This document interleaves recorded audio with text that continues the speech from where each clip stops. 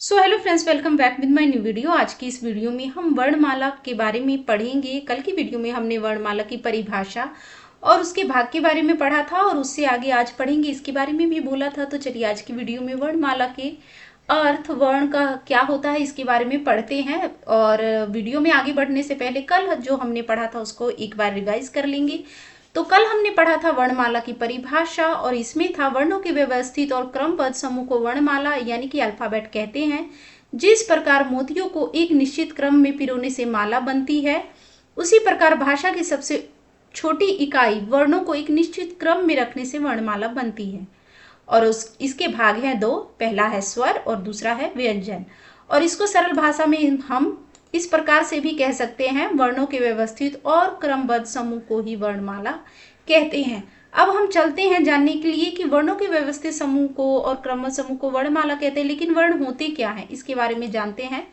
तो वर्ण क्या है, तो इसके बारे में हम जानेंगे। वर्ण भाषा की वह सबसे छोटी इकाई या फिर यूनिट है जिसके और टुकड़े नहीं किए जा सकते हैं, जैसे कि अ, क, म, च आदि। इन्हें हम अक्षर भी कहते हैं और इनके टुकड़े नहीं किए जा सकते।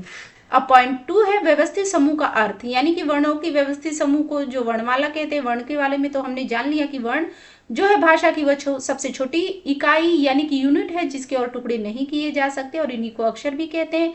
लेकिन व्यवस्थित समूह क्या है इसके अर्थ के बारे में जानते हैं। जैसे मोतियों को एक निश्चित धागे में पिरोने से माला बनती है।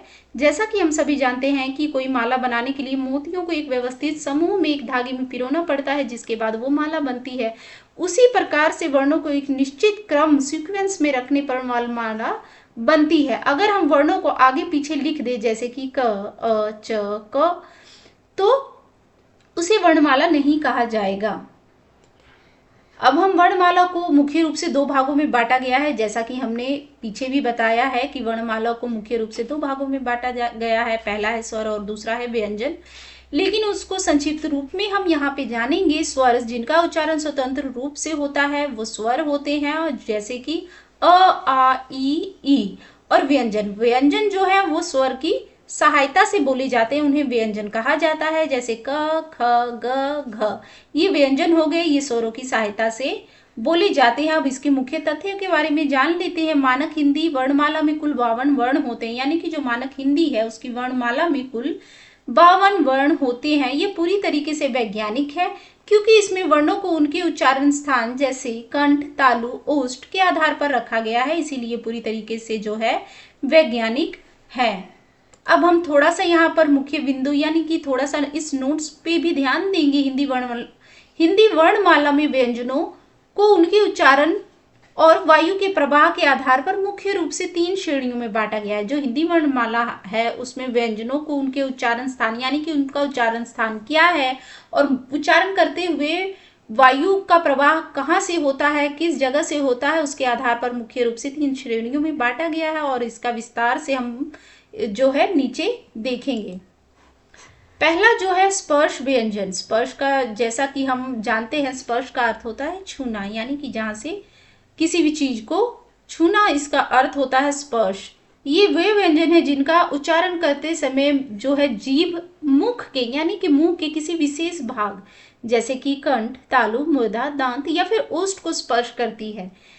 इसकी संख्या 25 है और इन्हें 5 वर्गों में बांटा गया है, यानी कि जो स्पर्श व्यंजन है इनकी संख्या 25 है और इन्हें 5 वर्गों में बांटा गया है, जैसे कि क वर्ग, च वर्ग, ट वर्ग, त वर्ग और प वर्ग जो है इन 5 वर्गों में बांटा गया है। और इनके क वर्ग में जो व्यंजन आते हैं वो है क, ख, ग, घ, ड। जैसा कि हम क, ख, ग, घ, ड बोल रहे हैं तो इनको उच्चारण करते समय जो है कंठ से आवाज आ रही है, इसीलिए इनका उच्चारण स्थान जो है कंठ है। च वर्ग में जो आते हैं च, छ, ज, झ, इया। जैसे कि च, छ, ज, झ, इया बोलते समय जो है तालु का जीभ जो है तालु से स्पर्श हो रहा है, इसीलिए इनका उच्चारण स्थान है तालु। अब आते हैं ट वर्ग पे। ट वर्ग जो है ट, ठ। ट वर्ग में व्यंजन है ट, ठ, ड, ढ, ण। तो ट, ठ, ड, ढ, ण में जो हम उच्चारण कर रहे हैं तो जीभ जो है मुख के जो है हार्ड प्लेट से टच हो रहा है, इसीलिए इनका उच्चारण स्थान जो है मूर्धा है। अब आते हैं त वर्ग पर। त वर्ग में जो व्यंजन है वो है त, थ, द, ध, न। तो इनका उच्चारण करते समय जो हमारी जीभ है उसका टकराव जो है, स्पर्श जो है दंत से हो रहा है, दांत से हो रहा है, इसीलिए इनका उच्चारण स्थान जो है वो है दंत। अब आते हैं प वर्ग पे। जैसा कि प वर्ग में व्यंजन है प, फ, ब, भ, म, तो इनका उच्चारण करते समय जैसा कि हम खुद भी बोल रहे हैं तो हमें पता चल रहा है कि दोनों उष्ट जो है आपस में स्पर्श होते हैं, उसके बाद ही प वर्ग, फ वर्ग और ब, भ, म का उच्चारण होता है, इसीलिए उनका उच्चारण स्थान है ओष्ठ। अब हम आगे चलते हैं और जानेंगे अंतःस्थ व्यंजन के बारे में। अब अंतःस्थ व्यंजन के बारे में जानते हैं। इनका उच्चारण करते समय जीभ जो है मुख के किसी भी भाग से पूरी तरीके से स्पर्श नहीं करती है और ये स्वर और व्यंजन के बीच की स्थिति में होते हैं। इनकी संख्या 4 है, जैसे कि य, र, ल, व। ये जो है इनका उच्चारण करते समय जीभ जो है मुख के किसी भी भाग को पूरी तरीके से स्पर्श नहीं करती है, इसीलिए इसे अंतःस्थ व्यंजन कहते हैं। ऊष्म व्यंजन। अब तीसरे पॉइंट पे आते हैं, ये है ऊष्म व्यंजन। इन वर्णों के उच्चारण में मुख से वायु रगड़ खाकर निकलती है।